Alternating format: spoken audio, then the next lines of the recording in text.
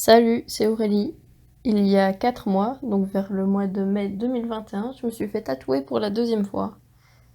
Dans un contexte différent, au premier tatouage, par un tatoueur différent, dans un pays différent, avec une technique différente. Et autant le premier tatouage, je considère qu'il est parfait, à mes yeux franchement il est parfait, autant le deuxième, ça me chiffonne parce que il est pas parfait. Il y a quelques petites imperfections. Et en fait, je me suis rendu compte que même avec ces petites imperfections, bah je l'aime bien. Je me dis, tiens, c'est bizarre. Genre, il est pas parfait, pas comme le premier, pas aussi parfait que le premier, mais je l'aime quand même bien. C'est bizarre ça. Et en fait, je me suis juste rendu compte, et ça va te sembler bateau comme la lune, mais bon, voilà quoi, que les choses, elles ont pas besoin d'être parfaites pour que tu les apprécies. Et en fait, c'est tellement con, mais il a fallu que je me tatoue pour la deuxième fois pour me rendre compte de ça. Parce que le premier était parfait, donc j'ai jamais eu de problème, la cicatrisation s'était super bien passée, etc. Et le deuxième, ça a été un peu plus compliqué.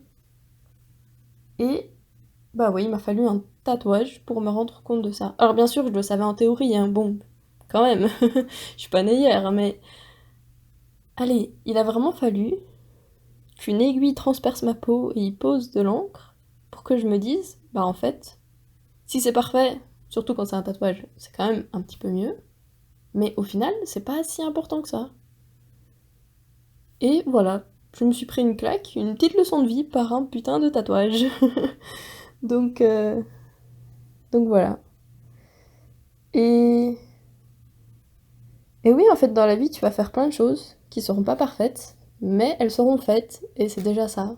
Parce que moi, j'ai cette relation avec la perfection et le perfectionnisme où chaque fois, je me dis non, c'est pas parfait, je peux pas encore rendre maintenant. Il faut que ce soit vraiment parfait avant que je rende ce travail, avant que j'envoie cet email-là à telle personne, avant que je réponde ça à telle personne. Chaque fois, je veux que tout soit parfait, de mon point de vue, bien sûr, parce que un travail qui peut être parfait, selon mon point de vue, un prof peut le trouver imparfait, bien sûr. Mais de mon point de vue, c'était toujours quelque chose de très important. Et je me suis rendu compte, suite à ce tatouage, que, en fait, c'est pas si important que ça. Bien sûr, il faut que la chose soit faite, et bien, et mon tatouage, il est fait, et il est bien fait, mais il est pas parfait. Et c'est pas si grave, en fait.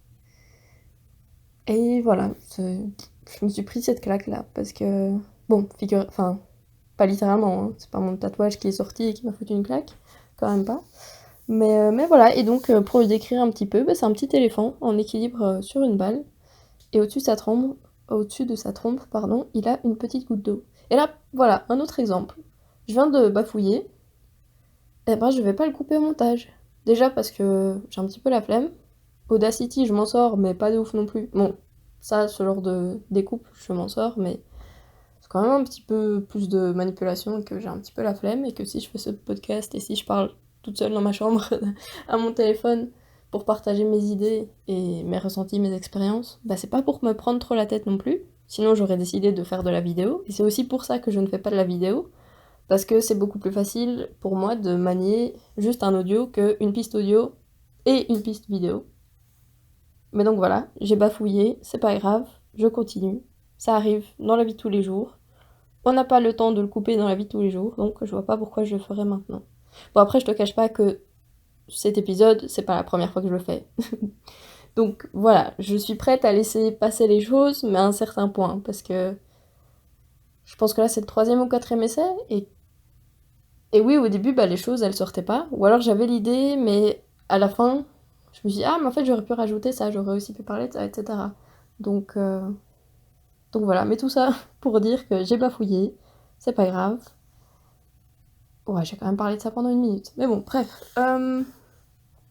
Voilà, et aussi le fait de dire que bah, moi j'ai commencé ce podcast lundi passé, et je sais qu'il est pas parfait. Et en fait, j'ai cette idée de lancer un podcast depuis 2 ans. Ça fait depuis juillet-août 2019, donc avant Corona, que j'ai cette idée de lancer un podcast. Mais j'attendais le moment parfait. Et ça, je pense que ça peut être un autre épisode, d'attendre le moment parfait, parce qu'en fait, il viendra jamais. Et le déclic que j'ai eu, je vais le dire maintenant, plutôt que... Ouais, je vais le dire maintenant. En fait, j'ai une amie qui s'appelle Coralie, qui veut aussi lancer un podcast, et on en avait pas mal parlé cet été et au mois de juin. Et voilà, elle me disait, oui, moi aussi je vais lancer mon podcast, ce sera plus axé sur moi qui interviewe des étudiants et des étudiantes qui lancent des choses hors de... Enfin, un projet hors des études. Et voilà, ça va s'appeler La Fougue, etc. Petit clin d'œil, publicité, t'as compris. Donc je vous conseille, si ça vous intéresse, d'aller sur Spotify et de taper La Fougue, podcast. Et voilà, donc elle m'en avait parlé, moi je lui avais parlé de l'idée de ce podcast aussi. Et puis c'est tout. Et dimanche, il y a 8 jours, elle a posté son premier épisode. Et je me suis dit, bah merde, elle l'a fait quoi. On en a parlé, et elle a parlé. Et, enfin, on en a parlé, et elle l'a fait. Elle a créé son podcast, et il est disponible sur les plateformes. Je me suis sentie con parce que... Enfin, conne plutôt. Je me suis sentie bête plutôt parce que... Bah, je me suis dit, bah mince, moi ça fait 2 ans que j'ai envie de le faire, elle ça fait sûrement moins longtemps, et elle, il est sorti. Et il est pas 100% parfait, son podcast. Mais il fonctionne super bien. Il s'écoute sans aucun problème. Et du coup, je me suis dit, bah voilà, une autre claque, voilà, un autre déclic, de me dire, bah voilà, il faut pas que ce soit parfait pour commencer. D'ailleurs, la semaine prochaine, non, la semaine passée, quand j'ai enregistré la plupart des épisodes, bah, il y avait des travaux qui se faisaient littéralement en bas de chez moi, dans le jardin. Donc je pense que ça s'entend peut-être les marteaux-piqueurs, etc. Mais je me suis dit, c'est pas grave, j'en ai marre d'arrêter de me trouver des excuses. Ça fait 2 ans que j'ai envie de faire ce projet, je vais le faire maintenant. Et bah c'est ce que j'ai fait, j'ai enregistré un épisode. Dans la foulée, bah, je l'ai publié, et puis voilà, maintenant on est lancé. Et clairement, bah, je regrette pas. Donc, tout ça pour dire, faites-vous tatouer des choses moches. Non, je rigole, je rigole. En plus, franchement, le mien, il est pas moche. Mais, euh, mais oui, donc tout ça pour dire, de manière un petit peu plus sérieuse, même si franchement, il y a des chances pour que vous le sachiez déjà, mais avoir un petit rappel, franchement, ça coûte rien. C'est que les choses n'ont pas besoin d'être parfaites. Il faut juste qu'elles soient faites, en fait. Bon, après, quand c'est un tatouage, c'est sûr que c'est mieux que ça se rapproche le plus possible de la perfection à tes yeux.